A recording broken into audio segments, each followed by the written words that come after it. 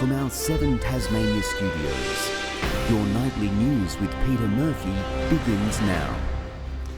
Good evening, everyone. Jeremy Rockcliffe is locked in the biggest fight of his political career after Labor secured the numbers to move a no-confidence motion.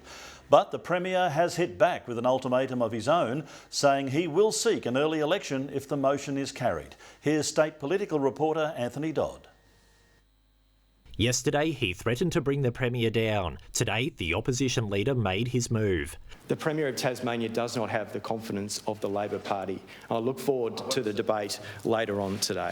Bringing on a no-confidence motion. I will fight for my last breath to ensure that we remain in government. After the Greens confirmed their support for it this morning. That the Premier has brought this on himself. The trigger point, spiralling debt and years of deficits in the budget. The Premier is sending Tasmania broke and he's not even prepared to admit that he's got a problem. This has now reached crisis level and yet he's pretending everything's fine. Mr. Winter, if he gets his way, will be like the dog that caught the car. The state's balance sheet on top of Dean Winter's hit list, along with potential privatisation plans, the Spirit of Tasmania fiasco, health and education shortfalls. It would be reckless to allow this Premier to continue to plough on with what he's doing to our state. Jeremy Rockcliffe taking to social media, saying the motion would bring on an early state election if it passes, 15 months after the last one and days after the budget. This day will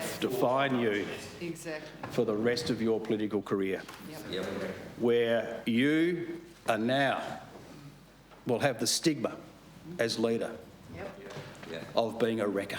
The Greens seizing on the day with an amendment to target the Macquarie Point development at the top of their hit list. The Labor Party's motion is silent on the issue of the stadium. The stadium is the biggest threat to our long-term debt spiral. That was voted down 24-10. The debate continuing into the night in an emotionally charged sitting of Parliament. It's an incredibly serious day for Tasmania. The debate we're having in the Parliament is one of the most serious that we can have. It's only our second year. Everything's uncharted territory for us. So it's another glorious day.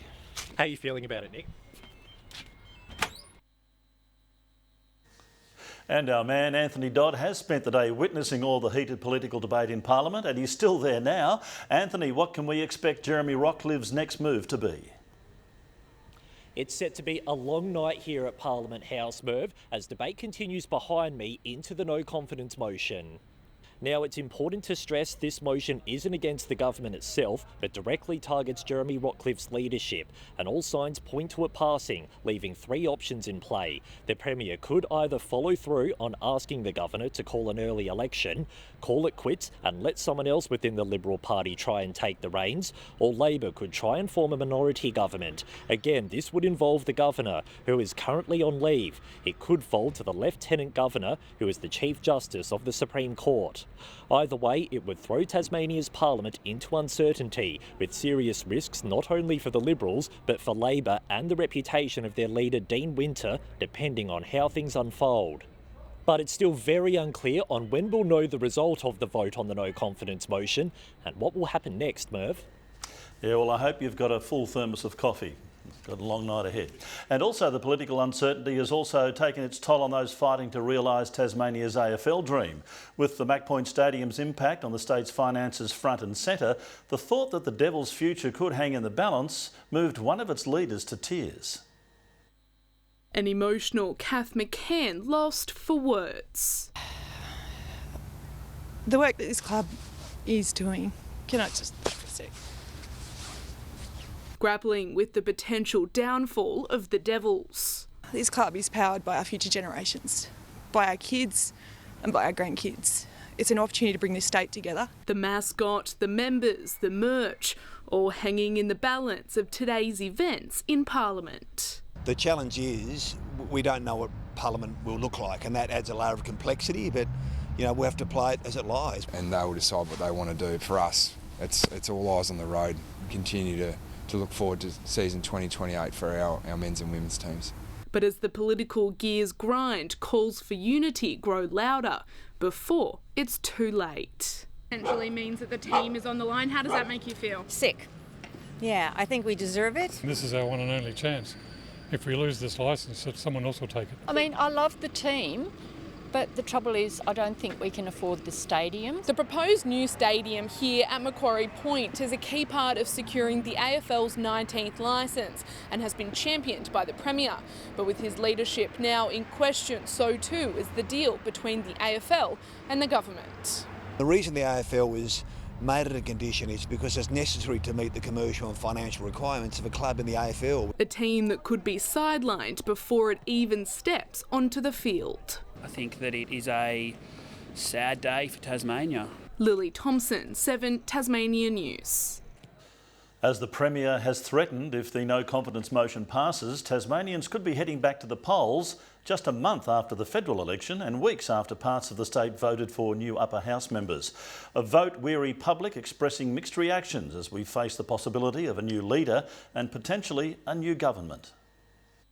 Is it time up for the Liberal minority and its leader? I've always been a Liberal supporter, but the way things are going with the health and everything else, I think we do. I think we need a new government. I don't think it's all his fault. I think he's a victim of circumstance, really, but I mean, he's the top man, so he's got to wear it. Thousands tuned in to watch the Premier learn his fate, so much so the live stream couldn't keep up. Cannot, in good conscience, support this Premier.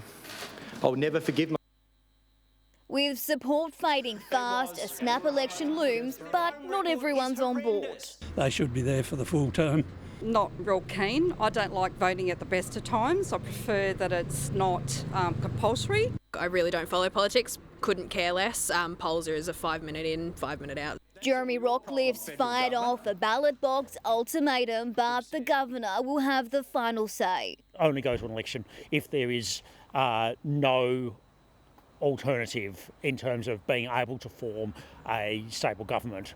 Leaving the state with 3 options. A Premier from outside the Liberal Party, a Premier from within the Liberal Party, or an election. This latest political twist comes just a day after the Industrial Commission granted state MPs a $30,000 pay rise. It's their first wage bump since 2018, but with many Tasmanians grappling with the cost of living crisis, many say it doesn't pass the pub test. Politicians get paid enough, and no, they don't need a pay increase. I need to give it to the homeless, I reckon, and people on low incomes. Victoria Riso, 7 Tasmania News. Police have turned their focus to CCTV from Bellerive following ongoing investigations into the death of 45-year-old Luke John Talaga. He was found dead in garbage bins on Tuesday morning. Authorities believe 2 women captured on CCTV may hold vital information about the final hours before Mr Talaga's body was found. The first woman was seen at around 7:50 p.m. on Sunday near a shop front on Percy Street and was driving a Toyota Prado. Video also shows another woman in the street a short time later. Anyone with information should contact police. An emotional Tasmanian man says he thought he was dreaming when he found out he was the state's biggest lottery winner ever. He held the only Division 1 winning entry in Tuesday's lotto draw, taking home $70 million. Lotto confirmed it initially didn't have any way to contact the winner. Luckily, he logged in online. The man, who hasn't revealed his identity, said in a statement that he plans to spend the $70 million on his dream home and supporting his family. Burns victims have shared their experiences, highlighting consequences that can come from being complacent around outdoor fires. The warning is part of Burns Awareness Month, authorities urging Tasmanians to educate themselves on the hazards of heat. What was supposed to be a controlled garden waste burn-off in their backyards quickly escalated for Jodie and Kate. I stupidly used petrol to throw on the fire. When I got to the fire, I decided it was extinguished, and this is where my judgment failed. I stepped into the fire and my foot sunk into really hot ash. Jodie suffered burns to much of his leg, while it was the top of the foot for Kate. I ended up with a 4% full body burn, which ended up in a 2% skin graft. For the first 2 or 3 weeks, I had problems walking. It affected my sleep. Both still bearing their scars with months of recovery ahead of them. It's the most painful experience I've ever had. I basically survived on endome. Their experience is a stark warning about the dangers of fire. We have around about 180 admissions across paediatrics and adults to the burns unit per year. Authorities reaffirming fire safety and first aid awareness, especially around controlled burns, campfires and pits. Children and wood fires also major cause for concern. It's usually on the palmar surface of their hand, which as that child grows, there's a lot of movement and a growth that needs to happen across that scar. So these children will require follow-up for the rest of their lives. With heating, our message is 2 metres from the heater for everything flammable. We also encourage people to check their smoke alarms. Rebecca Gaidenero, 7 Tasmania News. Returning now to one of our top stories and the cloud hanging over the Tasmania Devils AFL side. To Chief Football Reporter Mitch Cleary now. And Mitch, the AFL is not backing down on its requirement for our new stadium. Pete, they couldn't be stronger. No roof stadium, no team. And the AFL is showing no signs of tipping in any more than the $15 million to the stadium that they've already pledged. Tonight, the overriding feeling from the Devils is one of uncertainty. Already they were on tight deadlines, and now, given this political unrest, this is only going to worsen. The team is due to enter in 2028. By the October of 2027, they need 50% of the stadium to be on track. Already, they're preparing to be out of in existing stadiums in Launceston and Bellerive for the first 12 months of their existence. But tonight, there is a real threat that it could extend for 2 or 3 years or worse, and something that the stakeholders around this tonight are unable to rule out. The team and the entry for 2028 being pushed back by 12 months or more. Pete? Yes, thanks very much, Mitch. Lots of forces in motion at the moment.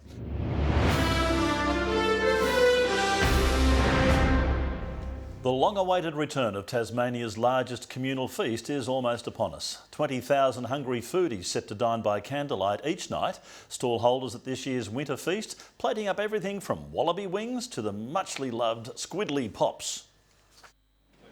Work is well underway for this star pairing. One guest chef even travelling from India to partake. Because we jumped at the opportunity, we were like, yes, we're doing this, we're absolutely doing this, there's no way I'm going to let this pass. Locally sourced wallaby wings, goat curd, honey and thousands of purple carrots on this year's menu. He had a bit of a task getting us together about 5,000 of these wings in the last month or so, so we can get prepared and get it ready. The final scramble to transform PW1 from this to this now underway. Thousands set to sample all the crowd favourites under the iconic feast backdrop. Squiddly pops and pizzaranis, umami butter, crayfish pasta, but we also have a range of different new stall holders. Hobart Council kindly footing the bill for patrons next Sunday. This is such an amazing showcase of the creativity of Hobart, the creativity of Tasmania and all of our producers.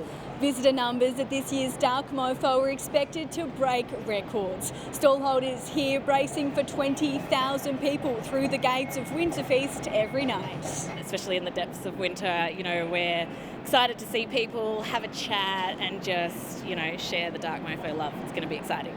Whether it's a mulled wine, a barbecued skewer or a hot apple pie, it seems these traders are ready for the masses to descend once more from tomorrow. How many pies have you got ready to go? Oh, thousands. Thousands and thousands, yeah. It's going to be a good one. Ruby Cairns, 7 Tasmania News. The days of walking into a pet store and leaving with a new furry family member could be numbered. A leading animal welfare group in the state's north has made a decision that it hopes will address a growing problem and have a positive impact on pet ownership. Frustrated by the increasing number of returns of cats picked up at pet stores, Just Cats says it's decided to cut off all supply. A lot of people impulse buying from pet stores that doesn't work well for our organisation, and that's one of the main reasons we feel that it's not ideal. The animal welfare organisation says it will no longer be providing cats or kittens to pet stores or any other retail outlets. Taking to social media in recent days to say it believes adoption through its own centres to be in the animal's best interests. We have trained staff who are really well adversed in regards to the personality of every cat that's in our care, and so we try and match up the cat to each individual person. The group says it's in line with a growing move away from providing animals to pet stores, focusing instead on making adoptions available through its 3 centres across the north at Longford, Mowbray and Burnie. It says it will also continue to take part in special community adoption events. It's awareness for the organisation that we are around and we're still here. We also want to make it still accessible to people who can't make it out to the shelter environment. As is usually the case, there are a large number of four-legged furry friends looking for their new forever home. We have 288 cats in our care at the moment and about 76 that are up for adoption. So there's a lot of cats for people to come and choose from. Matthew Watson, 7 Tasmania News. AFL great Jack Riewoldt is backing a new statewide campaign rallying grassroots support for the Tasmania Devils. The Tasmania Academy of Leadership and Sport program aims to provide skills, experience and confidence to young Tasmanians. The offering helping to carve out career pathways into sports administration, coaching, game development and leadership. Just to be a part of a group that can change the future of sport here in Tasmania, not just football but obviously the major sports down here. The Education and Employment Initiative is the first of its kind in Australia.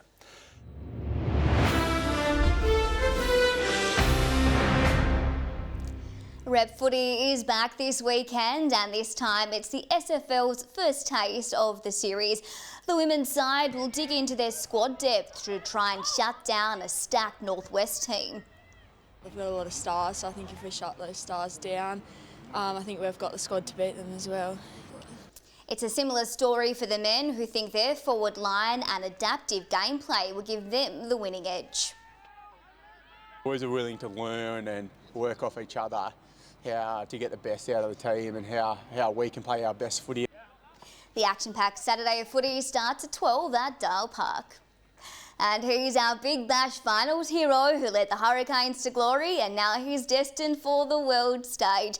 Mitch Owen receiving his maiden international call-up, joining the Australian T20 squad to play the West Indies. And he's not the only Hurricane heading to the Caribbean. Teammate Tim David has also been named alongside Tassie Tigers, Nathan Ellis and Matt Kuhneman. They begin the 5-game series on July 21. Oh, it's great to see so many Tassie players in the mix there, Murph. Yeah, Mitch, he's a big star, that's for sure. Thanks for that, Vic. Jackie Harvey will join us after the break with the weather forecast.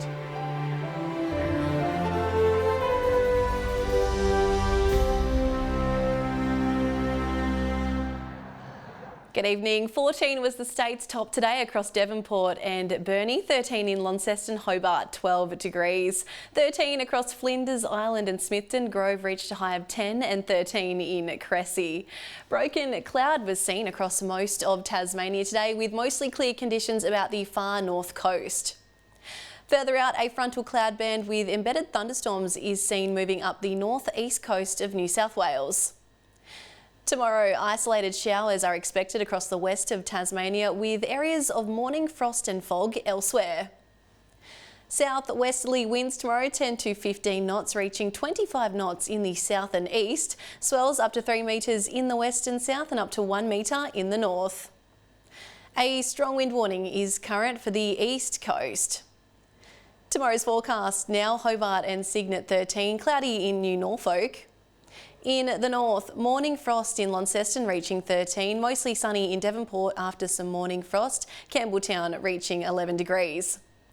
Burnie tomorrow becoming cloudy, a shower or two in Strawn, 13 in Smithton. Sunny with some morning frost in St Helens, Swansea mostly sunny and reaching 11 degrees in Fingal. Looking ahead to the 3-day forecast now, Friday showers about the north and west extending statewide during the afternoon. Saturday showers statewide, more likely across the northwest with possible thunderstorms. And Sunday showers across the state with east to southeasterly winds. Capital cities showers easing in Perth tomorrow, 17 in Sydney and partly cloudy in Melbourne. And currently Hobart cloudy and 9, Launceston partly cloudy and Devonport clear and 7 degrees. That's all in weather tonight, Murph, and I'm glad you got the blue blazer memo, but who wore it better? I'm not worried about that at all, Jackie. There's 2 more Rugby League State of Origins to go. Thanks for your Blues support. That's all our news for you right now, though. I'll be back later with some updates. Thanks for joining us this evening. Good night.